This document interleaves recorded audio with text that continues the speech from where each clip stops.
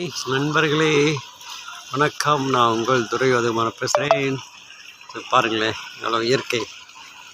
So தோட்டம் எப்படி இருக்குது பாருங்களேன், எவ்வளோ அழகா, எவ்வளோ சூப்பராக இருக்குது பாருங்களேன்.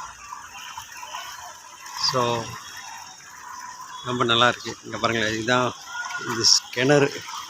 நான் கிணறை காட்டணும் உங்களுக்கு. இதுதான் கிணறு பாருங்களேன். கிணத்துல தண்ணி பாருங்களேன் எவ்வளோ இருக்குது பாருங்கள். அப்படியே அந்த கிணத்துல அப்படியே தண்ணி மேலே வரும்.